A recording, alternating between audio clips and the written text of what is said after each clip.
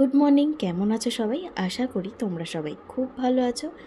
All about চন্দ্রার একটা নতুন ব্লগে সকলকে জানাই স্বাগত। আজকে তো যারা শ্রাবণ সোমবার মানো তারা তো জানোই যে আজকে শ্রাবণ মাসের প্রথম সোমবার।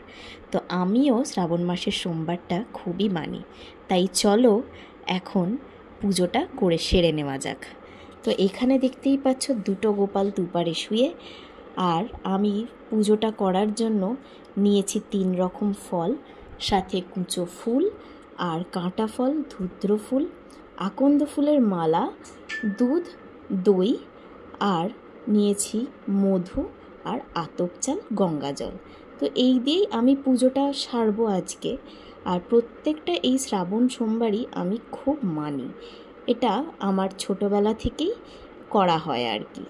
তো আগেই আমি এখানে আমাদের দুটো গোপালকে স্নান করিয়ে নিচ্ছি, তারপর তাদেরকে সুন্দর করে সাজিয়ে গুছিয়ে তাদের দোলনায় আমি বসিয়ে দেব। এই যে আমাদের গোপুসোনা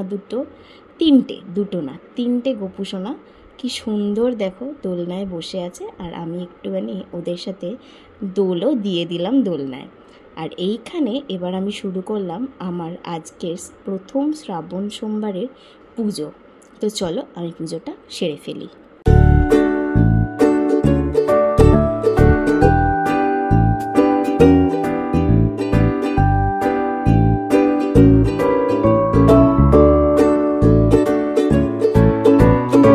ছোটো থেকেই আমি এই শ্রাবণ সোমবার বা শিবরাত্রিটা একটু মেনে করার চেষ্টা করি, আমার মতন করেই যতটা আমি পারি ততটাই করি। সকালবেলা উঠে কিন্তু আমি আগে গেছিলাম নকুলেশ্বর ভৈরব মন্দিরে। সকালবেলাটা ভিড় থাকার কারণে আর আমিও সেভাবে ভিডিও করতে পারিনি, কিন্তু বিকেলবেলা কথা দিচ্ছি আমি তোমাদের সকলকে নকুলেশ্বর বাবার দর্শন করাবই। এখন আমি আমার ঘরের শিবকে একটু অভিষেক করে নেব, তাই জন্য আমি আগেই ঘি আর মধু আর দই দিয়ে ঠাকুরকে একটু মাখিয়ে নিচ্ছিলাম, ঠিক যেমনটা আমি আমার ঠাম্মিদের, মা, জেঠিমা, কাকিমাদেরও করতে দেখে এসেছি, তেমনভাবেই আমিও করে নিচ্ছিলাম।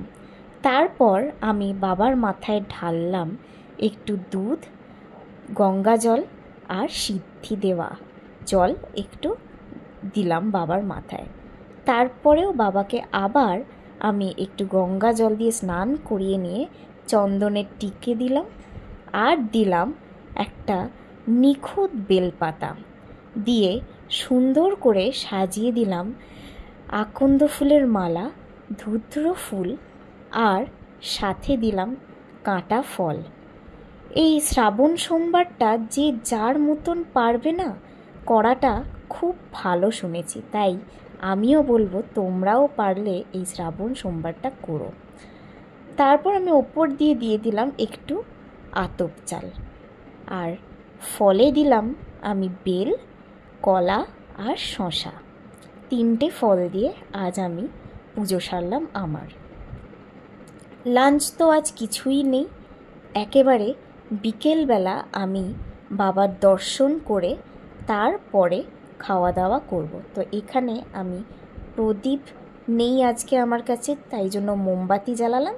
আর এখন সন্ধেবেলা এই যে মা কালীর চূড়োটা কিন্তু তোমরা দেখতেই পাচ্ছ, হ্যাঁ এটাই কালীঘাট মন্দিরের চূড়োটা।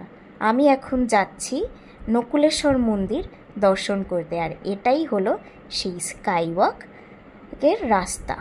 তো চলো এখন নকুলেশ্বর মন্দির যাওয়া যাক।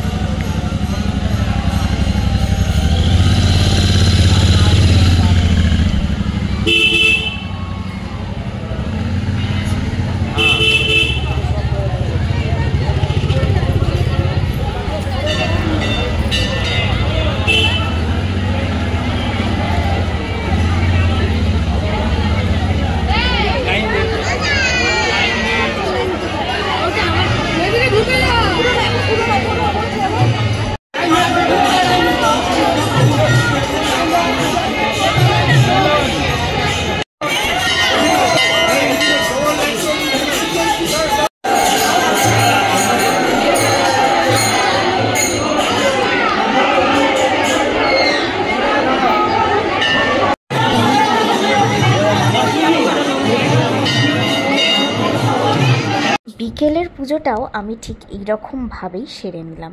দেখতেই পাচ্ছ যে কতটা ভিড়। জল ঢালার সময় আমার ভিডিও করার কেউ ছিল না, তাই ভিডিও করতে পারিনি। মন্দির থেকে বেরিয়ে এলাম আমি একটুখানি জগন্নাথ মন্দিরটা দর্শন করতে, আর এইদিকে হচ্ছিল ভোগ খাওয়ানো। তো সবাই এখান থেকে ভোগ খেয়ে ফিরছিল, আর এই হচ্ছে ঠাকুরের মন্দিরের লাইন। ভাবতে পারছো? আশীর্বাদী হিসেবে আমি পেলাম এই সুন্দর পদ্ম ফুলটা আর অনেক কটা বেলপাতা। তারপর আমি একটু মন্দির চত্বর দর্শন করে বাড়ি ফিরে আসলাম। আর ডিনারে সারবো আমি আজকের লুচি আর সাদা আলুর সবজি দিয়ে। তো আজকের ব্লগটা এতটাই। যদি তোমাদের ভালো লেগে থাকে অবশ্যই আমার চ্যানেলটা কিন্তু একটু সাবস্ক্রাইব করে দিয়ে যাও। তোমাদের প্রত্যেকের সাপোর্ট আমার প্রচণ্ডভাবে দরকার। ভালো থেকো, সুস্থ থেকো, ঠাকুরের কাছে এটাই প্রার্থনা করি। দেখা হচ্ছে একটা নতুন ব্লগে।